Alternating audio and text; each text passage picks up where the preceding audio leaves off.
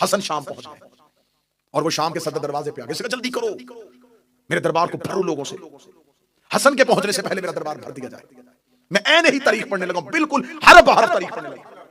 इसका जब तक हसन शाम के सदर दरवाजे से दरबार तक पहुंचे, दरबार खचाखच भर दो मेरे खुशामदीदों के साथ, सारा मजमा मेरा हो, ताकि हसन को पता चल जाए कि मेरी हुकूमत शाम में कायम हो चुकी है। इसने पूरा दरबार खचाखच भर दिया। इसके किराए के लोग खुशामदी सारे के सारे दरबार में इकट्ठे होकर गलियों में मनादी करवानी शुरू कर दी, जितनी जल्दी हो सके। शाम के सदर दरवाजे से इमाम हसन बढ़ के दरबार की तरफ आ रहे हैं। जल्दी पहुंचो, जामे मस्जिद उम्मी में लोगों का रश हो गया। इतना दरबार भर चुका था, सारे के सारे खुशामदी और इमाम हसन चलते चलते दरबार की जानब आ रहे थे। इमाम हसन के आने से पहले इसने अपने किराए के खतीब को खड़ा किया। किराए के खतीब को खड़ा करके इसने चल तू खानदान बनु उमैया के फजाइल पढ़ने शुरू कर दे। किराए का खतीब उठा और उसने खानदान बनी उमैया के फजाइल पढ़ने शुरू कर दिए। इधर इमाम हसन का जब पहला कदम दरबार में आया तो ये इमाम हसन को ये तासुर देना चाहता था कि हमें तो नहीं पता था कि आप आ रहे हैं, आपके आने से पहले ही लोग खानदान उमैया के फजाइल सुन रहे थे और हमारा खतीब खानदान उमैया के फजाइल पढ़ा था। किराए का खतीब ऊंचाई पे खड़ा हुआ खानदान बनी उमैया के फजाइल पढ़ा था। इमाम हसन दरबार में आके खड़े हुए। लोगों ने तीखी नजरों से हसन की तरफ देखा और इमाम हसन की तरफ कोई तवज्जो न की। किसी ने इमाम हसन को कुर्सी न दी, किसी ने इमाम हसन के लिए रास्ता न छोड़ा। सारे खानदान बनी उमैया के फजाइल उठ उठ के दाद दे रहे थे। तहसीन की आवाजें आ रही थी, वाह वाह मरहबा की सदाएं आ रही थी।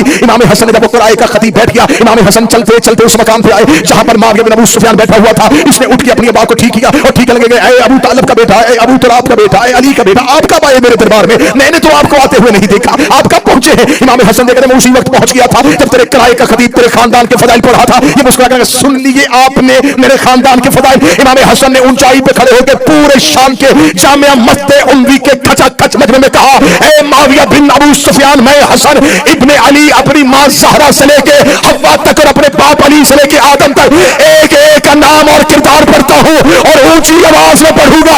अगर तुम में जुर्रत है मेरे कान में आके अपनी मां का किरदार सुनो।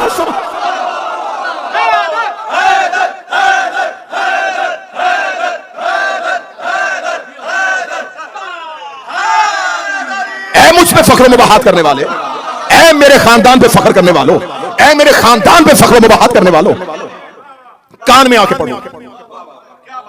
दरबार में सन्नाटा तारी हुआ, खामोशी तारी हुई। खामोशी का तारी होना था। इमाम हसन ने यूं मजमे की तरफ देखा। पहला ही जुमला इतना सख्त था, लोगों ने कहा ये कौन है जिसने दमिश्क के हाकिम को इतना बड़ा जुमला कह दिया?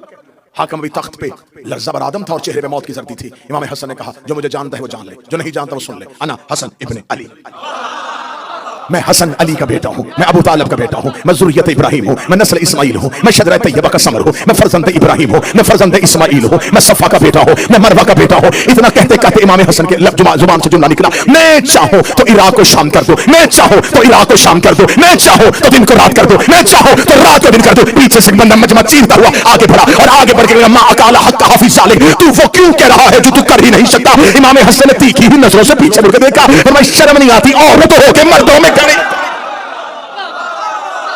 औरत होके मर्दों में खड़ी है। फौरन जिस्म के खदोखाल तब्दील हुए, हयत बदन तब्दील हुई। इनकलाब ईरान के बानी आगा खुमैनी ने एक तफसीर लिखी है कुरान की। उन्होंने अपनी कुरान की तफसीर में सूरह यासीन की इस आयत में इन्नमा अमरुहु इज़ अरादा शैअन यकुल लहु कुन फयकुन, इसकी तफसीर करते हुए उन्होंने कहा कि अल्लाह कहता है कि जब मैं किसी चीज का इरादा करता हूं, मैंने हवाला दिया है, आगा खुमैनी ने अपनी तफसीर में लिखा, उसने कहा जब खुदा किसी चीज का इरादा करता है तो खुदा कहता है जब मैं इरादा करता हूं तो मैं कहता हूं हो जा तो वो हो जाती है। फिर उन्होंने इसके आगे तफसीर में लिखा कि ये बात मखलूक को समझाने के लिए है, वरना अल्लाह के इरादे कहने और होने में फासला नहीं होता। उन्होंने कहा अल्लाह के इरादे में, कहने में और होने में कोई फासला, कोई वकू नहीं होता। उसका इरादा ही उसका कहना है, उसका कहना ही उसका होना है, उसका इरादा ही उसका कहना है, उसका कहना ही उसका होना है। ये तफसीर हो गई कि अल्लाह का इरादा अल्लाह का कहना है, अल्लाह का होना है। मैं मर्जी के चौक में अपनी जुबान कटवाऊंगा। हसन ने शाम के दरबार में मुसल्ला बिछा के 2 रकअत नमाज पढ़ के दुआ नहीं की कि मेरे अल्लाह इसे औरत कर दे, मेरे अल्लाह इसे औरत कर दे। हसन ने कह दिया वो हो गया।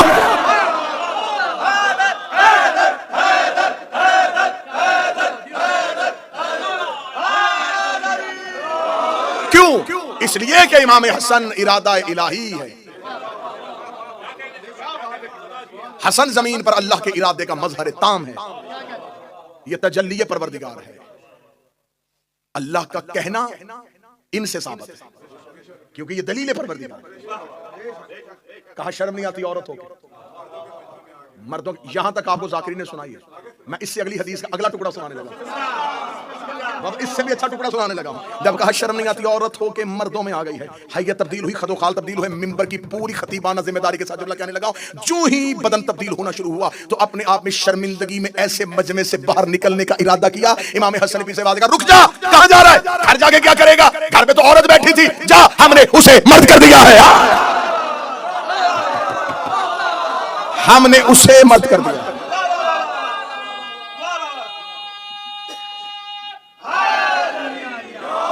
आज से वो हाकम, तू महकूमा, आज से वो हाकम, तू महकूमा। इतना इमाम हसन का कहना था। अब पूरे दरबार में जब लोगों ने मोजज़ा देख लिया, अब एक मर्द को अभी अभी जिसने औरत बनते देखा हो, अब दूसरे की हिम्मत है? बिल्कुल खामोशी तारी हुई। जब बिल्कुल सन्नाटा तारी हो गया, हैबत हसन, हसन की हैबत ने शाम के महल को ऐसे पत्थर का कर दिया। अब इमाम हसन की आवाज जामे मस्जिद उम्वी की दीवारों से टकराई। फरमाया, सुनो लकड़ी के तख्त पे बैठ के फख्र करने वाले, इन्ना बेशक अल अर्श हुसीरी, मोहम्मद ज़मीरी, अली अमीरी, हुसैन वजीरी, व जबरील फकीर। ऐ लकड़ी के तख्त पे बैठ के फख्र मुबाहात करने वाले, अर्श मेरे तख्त का नाम है, मोहम्मद मेरे जमीर का नाम है, अली मेरे अमीर का नाम है, हुसैन मेरे वजीर का नाम है, जबरील मेरे फकीर का नाम है। अल अर्श सीरी, मोहम्मद जमीरी, व अली अमीरी, व हुसैन वजीरी, व जबरील फकीरी। कहीं तरीके से खुतबा अकेले अकेले शाम में, अकेले है शाम में। अरबी जुबान में आप नफरत के साथ, जैसे हम उर्दू जुबान में किसी के साथ बात करते उलझते उलझते, जब उस बंदे को इस काबिल न समझे ना किसी बात, तो बंदा उर्दू जुबान में एक लफ्ज बोलता है, मामला चल हट, बोलते चल हट। अरबी जुबान में इसके सिर, चल हट। और अगर सामने औरत हो तो उसको सिर नहीं, सीरी, सिर कहा जाता है मर्द के लिए, सीरी कहा जाता है औरत। चल हट, मर्द हो सिर, औरत हो सीरी। अब आखिरी सतर और जुमला आपने ऐसे वसूल करना है जैसे जुमले का हक बनता है। मेरे मौला इमाम हसन शाम के दरबार में खड़े होगा, अल अर्श सीरी, अर्श मेरा तख्त है, मोहम्मद ज़मीरी, मोहम्मद मेरा ज़मीर है, व अली अमीरी, अली मेरा अमीर है, व हुसैन वजीरी, हुसैन मेरा वजीर है, व जबरील फकीरी, और जबरील मेरा फकीर है। ये कहना था या मुआविया बिन अबू सुफियान इमाम हसन के बिल्कुल सामने आके खड़ा हुआ। उसका दरबार में तो किसी की जरूरत नहीं कि हसन के जुमले को काटे। वो सामने आके खड़े होकर लगा, ए हसन, तूने मदीने से आके शाम में फसाद फितना बर्पा कर दिया है, तूने मेरे दरबार की हैबत को तब्दील कर दिया है। क्या तू भी अपने बाप की तरह मोजे दिखा के अपनी हुकूमत साबित करना चाहता है? इमाम हसन ने उसी लहजे में कहा, इस शे तो असीरी, पीछे हट या कहूं सीरी।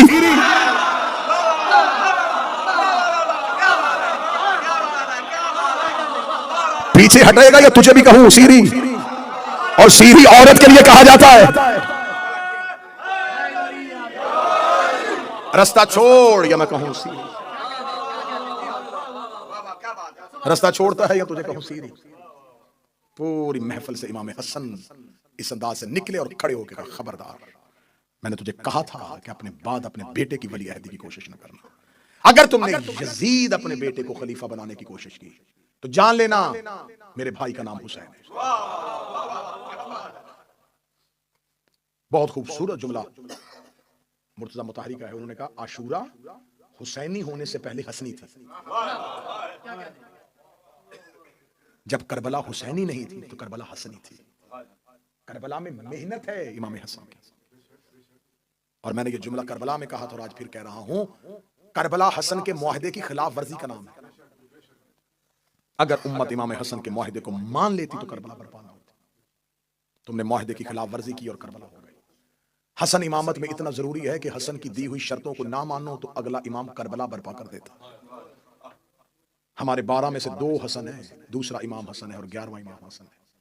उस हसन के बाद भी इनकलाब है, इस हसन के बाद भी। लेकिन फर्क है, वहां इनकलाब था, यहां इंतकाम है।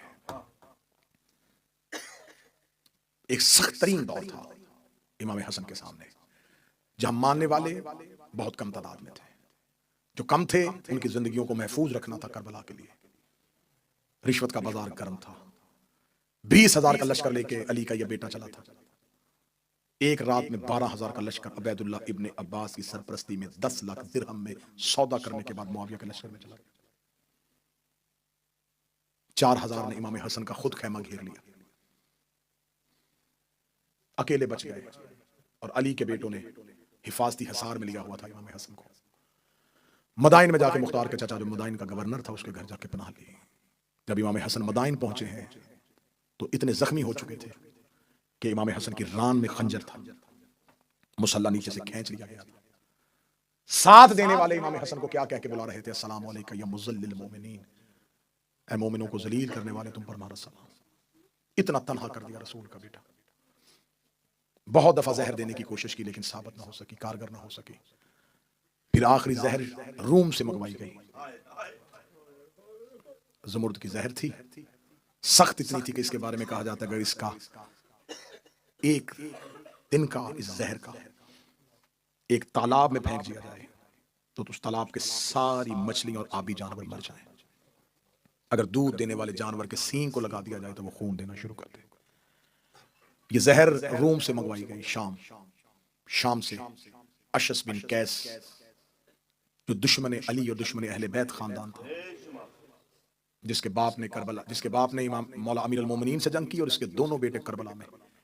इसका एक बेटा जिसने हुसैन का मुस्लिम दारुल उमारा से गिराया था और दूसरा वो जिसने करबला में हुसैन के पहलू में नेजा मारा था। अशस की बेटी जोधा, इस तक जहर पहुंचाई गई। अगर तू ये काम कर ले तो लाखों दिरहम और यजीद के साथ तेरा अक्द और तुझे मुमलकत इस्लामिया की मलका बना दिया जाएगा। इस बदबख्त औरत ने